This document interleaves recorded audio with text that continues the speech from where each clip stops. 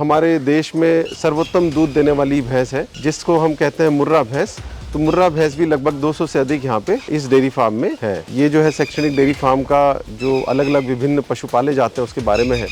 जब हम डेयरी की बात करते हैं तो मूल रूप से हमारे देश में गाय और भैंस पालन से ही डेयरी को समझा जाता है, क्योंकि प्रमुख रूप से गाय और भैंसों से ही दूध अधिकतम आता है। हमारे देश में लगभग 20 करोड़ गाय है और 10 करोड़ भैंसें हैं, और भारत दुनिया में दूध उत्पादन में प्रथम स्थान पे भी है। देखने वाली बात यह है कि आज से लगभग 3 साल पहले तक भैंसों का दूध अधिक होता था देश में, यानी कि भैंस लगभग संख्या में आधी थी, लेकिन जितना गाय दूध पैदा कर रही थी उससे अधिक दूध भैंसें पैदा कर रही थी। और अभी पिछले गत 2-3 सालों से गायों का दूध भैंस से अधिक हो गया है, जबकि संख्या गायों की बहुत अधिक है।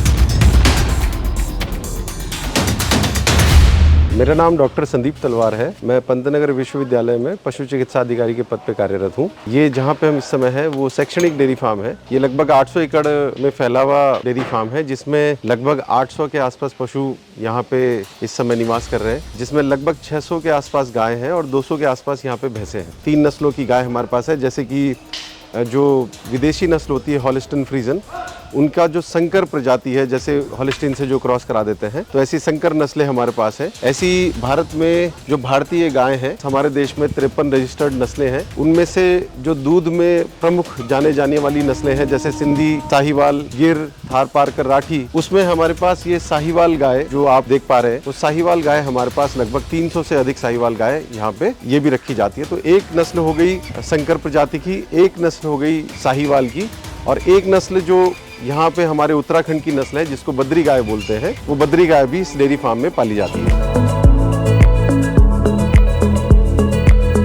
कौन सी नस्ल हम पालें, तो सबसे पहले तो ये है कि ग्रामीण क्षेत्रों में ज़्यादातर लोग भैंस का दूध पसंद करते हैं, और कई स्थानों पे शहर में भी लोग कई स्थान पे या हलवाई जो इस्तेमाल करते हैं भैंस के दूध को ज़्यादा पसंद करते हैं, क्योंकि कई बार उनका जो दूध होता है भैंस का वो गाय की तुलना में अधिक गाढ़ा होता है। गाढ़े से मतलब जो फैट होता है या एसएनएफ होता है, फैट का मतलब जो है जो मलाई उसमें लगती है या जो घी हम लेने वाले हैं उसे, या एसएनएफ का मतलब जो फैट अगर छोड़ दे तो फैट के अलावा जो और जो शुष्क पदार्थ दूध में पाए जाते हैं, जैसे कि प्रोटीन उसमें होता है केसीन नाम से, या लैक्टोज होता है, या विटामिन, मिनरल्स और कैल्शियम होते हैं, तो वो जो है फैट के अलावा जो कुछ शुष्क पदार्थ पाए जाते हैं दूध में, उससे भी दूध की ग्रेडिंग होती है। यानी कि अगर आप कहें तो एक प्रकार से आप मलाई अलग कर सकते हैं फैट में, और एसएनएफ में मूल रूप से आप पनीर को देख सकते हैं। तो जिसमें ज्यादा पनीर बन रहा है या जिस दूध में ज्यादा घी बन रहा है, ऐसा दूध जो है ज्यादा फैट और ज्यादा एसएनएफ वाला भैंसों के द्वारा दिया जाता है। लेकिन कई बार वो कस्टमर का चॉइस भी हो सकती है, क्योंकि जब कोई अपना बिजनेस शुरू करता है, रोजगार शुरू करता है, तो उसको सबसे पहले डिमांड देखनी चाहिए कि मेरे क्षेत्र में किस दूध की ज्यादा मांग है। अगर भैंस के दूध की ज्यादा मांग है तो वो भैंस पाल सकता है, और गाय की दूध की मांग ज्यादा है तो गाय पाल सकता है। गाय में भी अभी समय के साथ साथ लोगों का रुझान जो है देसी गायों की तरफ बढ़ा है, तो देसी गायों का दूध की मांग और इसकी ब्रांडिंग भी आजकल A2 दूध के नाम से हो रही है। और ना सिर्फ बड़े शहरों में बल्कि जो छोटे शहर है उनमें भी A2 नाम से दूध इस समय काफी बाजार में बिक रहा है। तो गाय में आप, भैंसों में जैसे मैंने बताया, अगर आप भैंस पालते हैं तो मुर्रा भैंस पाल सकते हैं, नीली रावी भैंस पाल सकते हैं, भदावरी पाल सकते हैं, जाफराबादी पाल सकते हैं, महसाणा पाल सकते हैं, सुरती पाल सकते हैं, जिसमें प्रमुख रूप से मुर्रा जो है हमारे देश में पाली जाती है। और अगर गाय की बात करें तो आपके सामने विदेशी नस्लें भी हैं, जैसे हॉलिस्टीन फ्रीजन, जर्सी हो गई, आयरशायर हो गई, लेकिन इनके दूध जो सामान्य रूप से हमारे देश में देखा जाता है कि इनका जो दूध रहता है वो फैट एसएनएफ, जो मतलब गाढ़ापन है, उसमें कम, क्योंकि अधिक दूध का जो है वो इनवर्सली प्रोपोर्शनल होता है, मतलब उल्टा संबंध होता है दूध के गाढ़ेपन से। तो अधिक दूध देती जरूर है, लेकिन दूध थोड़ा कम गाढ़ा रहता है। और अगर जो हमारी देसी गाय रहती हैं, उनका दूध विदेशी गायों की तुलना में अधिक गाढ़ा रहता है। तो जिस स्थान पे हम अपना प्रकल्प शुरू करने वाले हैं, अपना कार्य शुरू करने वाले हैं, रोजगार, तो वहाँ पे हम ये देखना पसंद करेंगे कि वहाँ पे भैंस का दूध की डिमांड है, आप देसी गाय के दूध की डिमांड है, देसी गाय का दूध अच्छे दामों पे आप बेच पाएंगे कि नहीं बेच पाएंगे। अगर ऐसी परिस्थितियां हैं तो हम देसी गायों को पाल सकते हैं। लोगों के स्वास्थ्य के लिए भी अच्छा माना जाता है A2 दूध। कोई भी रोजगार रहता है तो उसमें उस रोजगार से संबंधित जो सामान्य ज्ञान रहता है या उस रोजगार से संबंधित फंडामेंटल उसका जो ज्ञान रहता है, उससे उस रोजगार को हम बढ़ावा दे सकते हैं। जैसे मान लीजिए कोई सिलाई बुनाई कढ़ाई कर रहा है, तो उससे अपेक्षा यह है कि वो अच्छी सिलाई करेगा, अच्छा उसमें माप ले लेगा, या कोई हलवाई है तो वो अच्छी मिठाई बना सकता है। यानी कि उसका जो मूल ज्ञान है कि उस काम को कैसे किया जाए, वो उसको आना बहुत जरूरी है। इसी प्रकार से जो हम अपना पशुपालन हम करते, जितनी रफ्तार से डेयरियां खुलती हैं या कोई बहुत उत्साह से डेयरी खोलते भी हैं लोग, उसी रफ्तार से कई बार डेयरियां बंद भी हो जाती हैं या बहुत सारे लोगों को अपेक्षित लाभ नहीं मिलता। तो उसका कारण यही है कि जब वो काम करना शुरू करते हैं तो किसी की प्रेरणा लेके वो काम शुरू तो कर देते हैं, लेकिन अगर जब हम काम शुरू करते हैं तो विभिन्न आयामों में हमको संघर्ष करना पड़ता है। अब उन विभिन्न आयामों में कहीं पे हम कमजोर पड़ जाए, हमारा ज्ञान कमजोर पड़ जाए या हमारा कौशल कमजोर पड़ जाए, यानी कि नॉलेज भी आपके पास होनी चाहिए, उस काम को करने का स्किल भी आपके पास होना चाहिए और आपका पॉजिटिव एटीट्यूड भी रहना चाहिए कि जब हमें अपेक्षित लाभ नहीं मिल रहा है तो उसकी विवेचना पे जाए कि वो अपेक्षित लाभ क्यों नहीं मिला, और जब हम उस समस्या का समाधान उसी समय ढूंढने का प्रयास करेंगे तो हो सकता है कि वो समस्या आगे चल के नहीं मिलने वाली है। तो धीरे धीरे करके जो अपने बिजनेस का ग्राफ नीचे की तरफ जाता है वो इसलिए जाता है कि जो रोजमर्रा की दिक्कतें आती हैं उनका कई बार समाधान व्यक्ति स्वयं करने में सक्षम नहीं रहता और आगे लोगों से पूछ के उसको सुधारने में उसकी जो प्रक्रिया रहती है उसमें कहीं ना कहीं कुछ गैप रह जाता है। तो कहने का केवल तात्पर्य इतना है कि जो हमारा पशु है उस पशु को हम पहले तो ये कोशिश करें कि एक अच्छा पशु अपनी डेयरी फार्म में लाएं और उस डेयरी फार्म में अपने अच्छे पशु को लाने के बाद अच्छी पशुपालन संबंधी प्रक्रियाओं को नियमित रूप से अनुशासित रूप से करेंगे और ठीक से उसका विपणन करेंगे, मार्केटिंग करेंगे, लोगों को अपनी चीज की क्वालिटी का अंदाजा बताएंगे और उस क्वालिटी को हमेशा मेंटेन रहेंगे, पूर्ण ईमानदारी पूर्ण कर्मठता से काम करेंगे, तो कभी भी जो बिजनेस आपका है वो डूबने वाला बिल्कुल भी नहीं है। सबसे पहली बात तो जो बिजनेस होता है वो कितनी लागत आपकी आई और कितना आमदनी आप बिजनेस से कमा रहे हैं, इन्हीं दो पार्टों के बीच में ही आपका लाभ या हानि रहती है। कई बार क्या रहता है कि जब हम कोई काम करते हैं तो उस काम को करते समय कई बार हम इस बात का लेखा जोखा नहीं करते कि हमारी लागत कितनी आ रही है काम में। और मैं बड़ी एक आपको बात बताना चाहूँगा, ये बड़ी दुख की भी बात है कि जब हमारा किसान गाय पालता है तो कई बार वो बहुत, आप किसी भी जगह जाएंगे तो आप ये देखेंगे कि वो उसने अपने पूरे महीने भर का जितने पशुओं को पाला है उसका खर्चा कभी निकाला ही नहीं है। अब जब उसने खर्चा ही नहीं निकाला है तो कितना उतना खर्च करके कितना उसने दूध पैदा किया, इससे वो कभी भाग नहीं दे पाएगा। तो जितना खर्चा हुआ उससे जब वो कितना दूध पैदा उसको भाग देगा तब एक उसका आंकड़ा निकल के आएगा जिसको बोलेंगे प्रति लीटर दूध की लागत। अब मान लीजिए आज उसने 200 रुपया खर्च किया और उसने 10 लीटर दूध पैदा किया, तो 200 से 10 को भाग देंगे तो 20 रुपए लीटर उसकी दूध की लागत आई। अब देखिए अगर वो यही 20 रुपए लागत का दूध मान लीजिए 40 रुपए किलो भी बेचता है, मैं 50 या 60 भी नहीं कह रहा हूँ, जबकि दूध के दाम इस समय सामान्य रूप से 50-55 में तो सामान्य रूप से रहता है, मान लीजिए 40 रुपए की किलो भी बेचता है, तो वो 20 रुपए का दूध पैदा किया हुआ और 40 रुपए आपको एक ही दिन में प्राप्त हो रहे हैं। इसका सीधा सीधा तात्पर्य यह है कि जो पशुपालन है वो एक दिन में पैसा दुगना करने के लिए इतना अच्छा व्यापार है। अगर आप देखेंगे तो बैंक में देखें या व्यापारी, बड़े बड़े व्यापारी को भी देखें, कोई भी व्यक्ति ऐसा नहीं होगा जो 2 साल 3 साल से पहले पैसा दुगना कर सकता हो, या बैंक से भी आप 7-7.5% का लोन देखें तो भी 7-8 साल 9 साल लगते हैं वो पैसा दुगना करने में। लेकिन पशुपालन को ठीक प्रकार से किया जाए कि लागत कितनी है तो लागत को निकालेगा तो उससे उसको पता चलेगा कि मैं क्या अधिक में दूध की लागत तो नहीं आ रही है। इसमें एक बात देखने वाली है कि जब हमारे पास 2-3 लीटर के पशु रहते हैं तो 2-3 लीटर का पशु जो अगर 50 रुपए किलो भी दूध बेच रहा है कोई, तो मान लीजिए 3 लीटर दूध है तो 150 रुपए ही कमा रहा है। अब उसका प्रतिदिन का खर्च 150 रुपए, 100-150 रुपए तो वैसे भी आने वाला है, उसकी अपनी मेहनत भी है। तो ये जो स्थिति है जब हम बहुत कम उत्पादन कर रहे हैं तो ये एक बहुत बड़ा द्योतक है कि वो व्यक्ति अपने उत्पादन को इतने कम लेवल पे कर रहा है जिससे कि उसके प्रति लीटर दूध की लागत बहुत अधिक आने वाली है, और भले वो 50-55 रुपए दूध भी बेच ले उसके बाद भी वो नुकसान में ही रहने वाला है। इसलिए इन बातों को देखते हुए हमने लागत को भी निकालना चाहिए और अच्छे से विपणन, जैसे मैंने पहले भी कहा, उसको करना चाहिए। अपनी दूध की क्वालिटी को मेंटेन करके लोगों को बताए और अच्छे से अपने प्रक्रियाओं को करे तो उसको अच्छा दाम भी मिलेगा और वो मुनाफा भी बहुत अच्छा कमाएगा। जैसे कि मैंने आपको अभी एक उदाहरण दिया और मैं ये पूर्ण जिम्मेदारी से बात कह रहा हूँ कि पशुपालन जो है एक दिन में पैसा दुगना करने वाला व्यवसाय है, और ये बात मैं पूरी जिम्मेदारी से ये बात कह रहा हूँ आपसे, क्योंकि आप प्रतिदिन के जो आंकड़े निकाल रहे हैं, देखिए दिन हमारा वर्ष की एक इकाई है। जो साल भर में हम करने वाले हैं, जो प्रतिदिन एक दिन में करने वाले हैं, वो प्रतिदिन जब हम रिपीट करेंगे तो एक साल हो जाएगा। तो एक दिन में यदि हम अपनी लागत को कैलकुलेट करते हैं और जब हम अपने खर्चे लिखने लगते हैं तो हमारा ध्यान जाता है कि कहाँ पे खर्च अधिक है और कहाँ पे खर्च बचाया जा सकता है, तो उसको करके हम लागत को घटा सकते हैं। जैसे उसके उदाहरण में मैंने ये भी कहा कि अभी बहुत कम उत्पादन का जो हम पशु पाल रहे हैं वो भी एक बहुत बड़ा कारण होता है कि उस कम उत्पादन के पशु को पालते समय जो उन्नत पशुपालन संबंधी प्रक्रियाएं हैं, तकनीकें हैं, उनका इस्तेमाल व्यक्ति कर ही नहीं पाता है। इसलिए नहीं कर पाता है क्योंकि कम उत्पादन वाले पशु को बहुत अच्छी तकनीक की आवश्यकता भी नहीं है, खिलाने पिलाने, रख रखाव इत्यादि में। तो ना तो वो उस पशु से लाभ ही ले रहा है और ना ही वो उस पशु को पालते हुए उन्नत तकनीकें सीख रहा है। मेरे कहने का मतलब ये केवल हमको लाभ आज के हिसाब से भी नहीं देखना है। आज तो हम कैलकुलेट करें और अपना उसको देखें कि हमने कितना लाभ लिया, लेकिन एक दूसरा पक्ष भी इसका है कि हम चीज़ों को सुधारने की तरफ भी जाए, सुधार की प्रक्रिया में भी जाए। आज हो सकता है कि कोई व्यक्ति 5,000 या 6,000 रुपये महीना एक पशु पाल के कमा रहा हो, लेकिन उसका लक्ष्य ये रहना चाहिए कि अगले 2-3 साल तक मैं पशुपालन को ठीक ढंग से सीखूंगा और ये धीरे धीरे करके जो पशुपालन से मुझे लाभ प्राप्त हो रहा है वो वापस पशुपालन में डाल के उस उद्योग को मैं एक बड़े उद्योग के रूप में बनाने के लिए प्रयासरत रहूंगा। कि ऐसा है ना कि जो चूक है वो चूक के विभिन्न स्थान हो सकते हैं। जैसे मैंने आपको पहले बताया कि पहली स्थिति जो है वो ये है कि जो पशु से जिससे आप अपनी डेयरी शुरू करने वाले हैं, तो कुछ नस्लें ऐसी रहती हैं जो दूध में अच्छी हैं,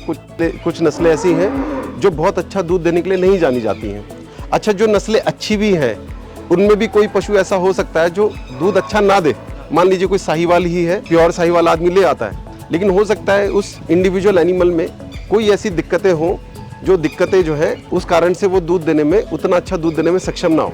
तो ना केवल हमको नस्ल देखनी है, बल्कि हमने उस नस्ल में भी जिस पशु को हम खरीद के लाने वाले हैं उस पशु का चुनाव बहुत अच्छे ढंग से करना है। मैं आपको एक बात बहुत जिम्मेदारी से बात कह दूं कि जो पशु का चुनाव है वो आपकी डेयरी फार्म की नींव की जैसी है। अगर आपने नींव ही गलत डाल दी तो फिर आगे चल के बहुत मजबूत बिल्डिंग खड़ी होने वाली नहीं है। इसीलिए जो पशु का चुनाव है, और कई बार आप देखेंगे कि जो पशुपालकों के पास हम जाएंगे तो उनको कई बार अपना पैसा लगाते हैं या कई बार पैसा खर्च करते हैं पशु खरीदने के लिए, और उस पशु को लाते समय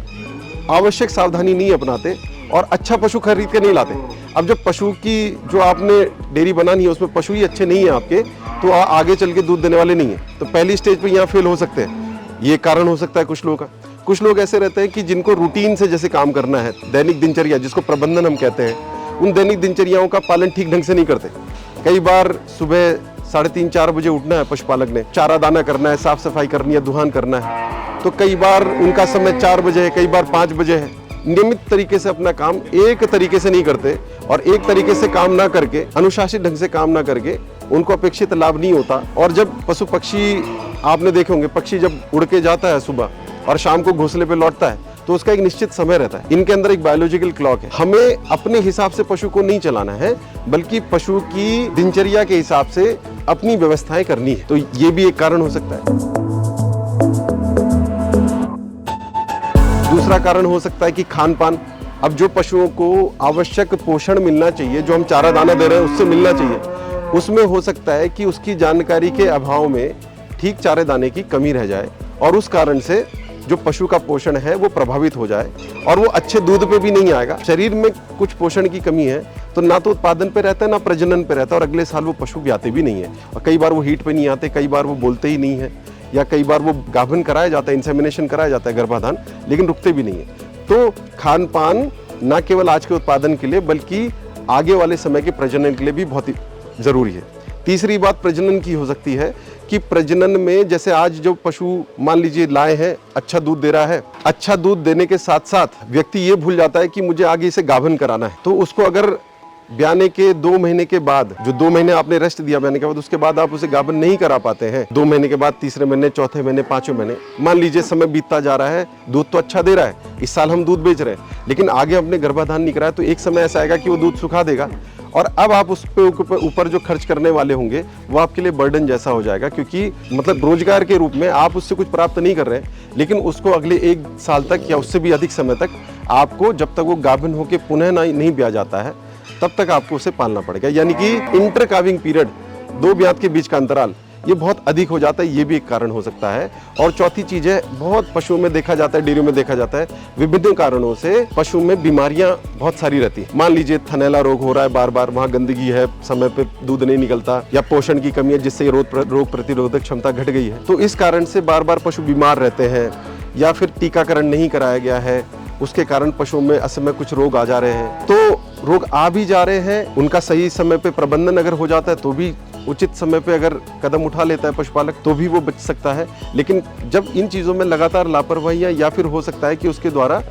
आवश्यक कदम ना उठाए गए हों, उस कारण से उसे हानि हो सकती है। इनमें से किसी भी कारण में कोई भी कारण हो सकता है और एक से अधिक कारण भी हो सकते हैं जिससे वो फेल हो रहा हो। देखिए, ऐसा है कि जो टैगिंग है ये हमारे पशुओं के लिए बहुत ही आवश्यक है, क्योंकि जब हम पशुओं को देखते हैं तो वो एक आध पशु किसी ने पाला है तो वो तो ठीक है, लेकिन जब अधिक पशु व्यक्ति ने पाले हैं तो उनकी जानकारी के लिए इसको आइडेंटिफिकेशन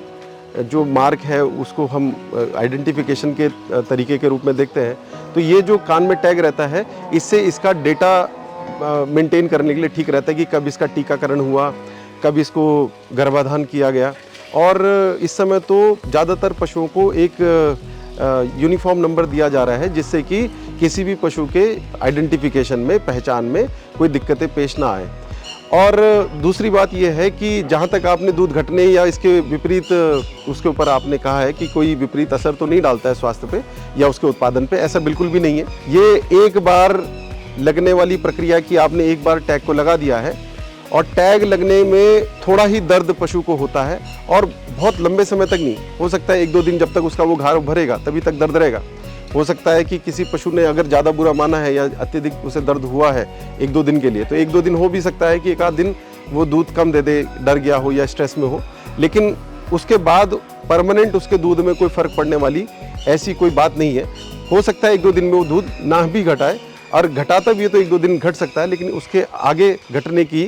कोई भी संभावना टैगिंग के द्वारा नहीं है। देखिए, डेयरी फार्मिंग अगर देखा जाए तो पर्यावरण के हिसाब से तो जो है ये बिल्कुल संतुलित रोजगार है। इसके जो वेस्ट भी निकलते हैं, मान लीजिए गोबर निकलता है या पानी निकलता है, जो पेशाब निकलती है इत्यादि, ये सब ऑर्गेनिक वेस्ट है।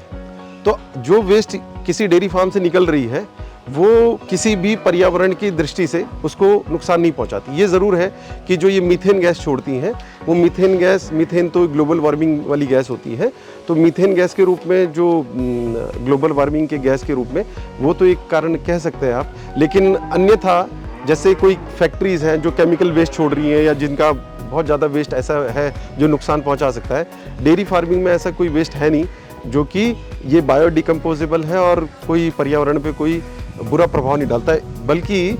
जो इसमें गोबर इत्यादि हो रहा है उसको ठीक प्रकार से इस्तेमाल करके, खाद बना के या वर्मी कंपोस्टिंग करके हमारी खेती बाड़ी में अगर हम लाते हैं तो उसी को हम ऑर्गेनिक फार्मिंग के रूप में जानते हैं, और वो हमारे लिए लाभप्रद ही है, इसमें कोई बुराई वाली बात नहीं है। देखिए, जब भी हम पशु खरीदने जाएं तो सबसे पहले ये देख लें कि जो पशु हम खरीदने वाले हैं वो जवान पशु होना चाहिए, पहली ब्यात का हो या बहुत हुआ तो दूसरी ब्यात का हो। क्योंकि अक्सर क्या होता है कि जब आप बाज़ार में जाते हैं पशु खरीदने के लिए या व्यापारी लोगों को देखते हैं तो वो बूढ़े पशु बेचते हैं अधिकतर, क्योंकि कई बार डेयरी पालक क्या करते हैं 4-5 ब्यात तक अपने आप पशुओं को रख लेते हैं। जब वो 6ठी-7वीं ब्यात में रहते हैं या और बूढ़े रहते हैं तो वो कोशिश करते हैं कि उन्हें बेच दें, और ऐसा व्यक्ति जो अभी नौसिखिया है, नया है या जिसे समुचित जानकारी नहीं है, वो ऐसे पशुओं को ले आता है। और ऐसे जो बूढ़े पशु रहते हैं वो हो सकता है कि उस ब्यात में बहुत अच्छा दूध ना दें और आगे चल के प्रजनन क्षमता उनकी कमज़ोर हो चुकी होती है, क्योंकि वो ऐसी अवस्था में पहुंच गए हैं, तो आगे चल के वो प्रजनन की स्थिति में भी नहीं रहते। और ऐसे में जो उसने पैसा लगाया वो 1 वर्ष तक तो दूध लिया, उसमें भी बहुत कम समय तक वो दूध ले पाया था क्योंकि वो वृद्ध था, और उसके आगे उसको बार बार पशु खरीदने पड़ते हैं और बार बार शायद वो गलतियाँ कर सकता है। तो इसलिए पहली ब्यात या दूसरी ब्यात का पशु आप खरीद लें। और जैसे मैंने बताया, अगर आपने हॉलिस्टीन गाय खरीदनी है तो जो काली सफ़ेद गाय है, बिना कुबड़ वाली गाय, गल कम्बल छोटा होता है, नेवल फ्लैप यानी कि नाल की खाल छोटी रहती है, ऐसे हम देख सकते हैं। अगर बिना कुबड़ की लाल गाय है तो वो जर्सी गाय हो सकती है। साहीवाल गाय आप हमारे पीछे देख पा रहे हैं, और ऐसी सिंधी, गिर, थारपारकर, राठी, ये भी हमारे देश की प्रमुख दुधारू नस्लें हैं, उनको भी आप देख सकते हैं। तो इन सभी गायों को, जैसे मैंने आपको नाम भी बताया, एक बार आप इंटरनेट पे, गूगल पे भी सर्च करके इनकी फ़ोटो इत्यादि या आस पड़ोस में कहीं पे पाली जा रही तो वहाँ पे भी देख सकते हैं आप। तो ऐसी पशुओं को आप ला सकते हैं। और जैसा कि बताया कि इसमें जो प्रथम ब्यात है उसको आप प्रेफरेंस दे दें, और बहुत हुआ तो दूसरी ब्यात को प्रेफरेंस दे दें। अब जो ये प्रथम या द्वितीय ब्यात की बात मैंने कही, तो इसको सामान्य व्यक्ति कैसे पहचान सकता है कि जो नुकीले दांत रहते हैं वो गाय भैंस में नहीं रहते, क्योंकि वो मांसाहारी नहीं है। नुकीले दांत के पीछे वाले दांत चबाने वाले होते हैं, लेकिन उनसे हमें कोई मतलब नहीं है। और जो सामने के काटने वाले दांत जो हमारे 4 नीचे 4 ऊपर है, ऊपर के मसूड़े में सामने के काटने वाले दांत नहीं होते। नीचे के मसूड़े में जो दांत रहते हैं जो हमारे 4 है वो उनके होते हैं 8 दांत, यानी कि 4 जोड़े, नाक के एक इधर पहला जोड़ा, उसके बगल दूसरा जोड़ा, तीसरा जोड़ा और चौथा जोड़ा। तो जो बीच का जोड़ा है वो, अगर ये सारे 8 के 8 दांत छोटे हैं, तिकोने हैं, तो आप समझ लीजिए दूध के हैं, और बीच के 2 दांत टूट के बड़े दांत आ जाए, चपटे दांत आ जाए, और बाकी छोटे हैं, तो आप समझ जाएंगे कि 2 दांत बड़े दांत स्थायी हैं और बाकी दांत छोटे हैं, वो दूध के हैं। तो जो दांत स्थायी होते हैं उनकी हम गिनती करते हैं। मान लीजिए 2 दांत बीच के बड़े हैं, तो उसी को हम गाँव में आपने सुना होगा 2 दांत की बछिया या 2 दांत की पड़िया बोल देते हैं। तो 2 दांत की बछिया या 2 दांत की पड़िया, ये 2 दांत की बच्चियां यदि रहेगी तो 2 साल की रहेगी, ये फिक्स है। इसमें कोई बर्थ सर्टिफिकेट देखने की आवश्यकता नहीं है। 4 दांत की होगी, यानी कि 4 दांत पक्के, बड़े दांत आगे, किनारे के 2 दांत इधर 2 दांत इधर, कच्चे दांत है, छोटे दांत है, तो 4 दांत की बच्चा होगी तो 3 वर्ष की होगी, 6 दांत की बच्चा होगी तो 4 वर्ष की होगी, और 8 दांत की है तो 5 वर्ष की होगी। केवल आपने इतना देखना है कि जब भी पशु खरीदने जाएं तो 2 दांत का है, 4 दांत का पशु रहे, 2 दांत की बच्चियां आजकल अगर आप डेयरी पालकों से, अच्छे लोगों से खरीदेंगे तो वो 2 दांत होने से पहले बच्चियां ब्याह जाती है। तो 2 दांत की होगी तो पहली ब्याह की होगी, और 4 दांत की भी लेट भी ब्याही है तो भी पहली होगी, और अगर समय पे ब्याह रही है तो दूसरी ब्याह तक का पशु 4 दांत में कई बार दोबारा ब्याह जाता है पशु। तो आप 2 दांत या 4 दांत देख लें। उसके बाद आप उन जवान बच्चियाओं को, मान लीजिए 25-30 गाय उसके यहाँ थी, आपने सबसे पहले दांत देखे, दांत देख के उन